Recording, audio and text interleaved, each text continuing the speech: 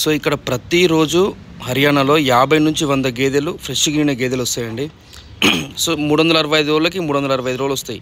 So నేను 1,20,000 కొన్నా, 1,30,000 కొన్నా, 140,000 కొన్నా ఇట్లా అని కాదు, రేట్ అని కాదు, గేదె క్వాలిటీ చూసుకోండి.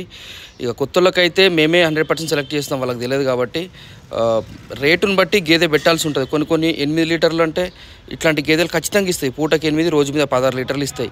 సో ఇది కొద్దిగా రేటు అనుభవం ఉన్నలకు ఇట్లాంటి గేదెలు కూడా కొంటాం.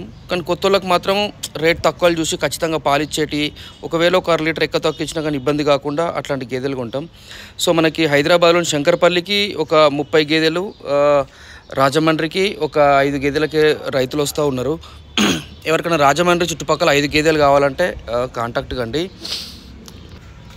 సో అందరు అడిగేది ఏంటంటే 1,20,000 పెడితే ఎన్ని పాలు ఇస్తుంది, 130,000 పెడితే ఎన్ని పాలు ఇస్తుంది, 140,000 పెడితే ఎన్ని పాలు ఇస్తుంది, 150,000 పెడితే ఎన్ని పాలు ఇస్తుంది అంటారు.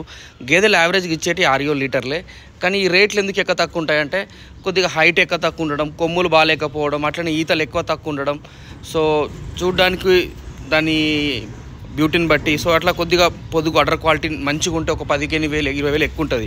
సో అట్లా 1,60,000 అన్ని 1,70,000 10 లీటర్లు ఇచ్చే ఉంటే మొత్తం అందరు అవే కొనుక్కుంటారు. అట్లంటే అట్లేం ఉండదండి, గేదె క్వాలిటీని బట్టి డిసైడ్ అవుతుంది. సో ఇక్కడ కూడా ఏంటంటే 365 రోజులకు 360,000 గేదె వస్తాయి. సో మనకేంటంటే ఇక్కడ ఈ గేదె చూడండి ఎంత హై అండ్ క్వాలిటీ ఉందో. ఇది కూడా 8, పూటకి 8, రోజు మీద 16 లీటర్లు ఇచ్చే గేదె. సో ఇక్కడ ఇప్పుడైతే ప్రెజెంట్ ఇంకా మొత్తం ఎండాకాలం పోలేదు కాబట్టి రేట్లు అప్ అండ్ డౌన్ అవుతున్నాయి. ఒక 2-3 రోజులు కొద్దిగా డల్ నడుస్తుంది, ఎవరైనా బాగా మంది కొంటోలు రాగానే అప్ అవుతుంది.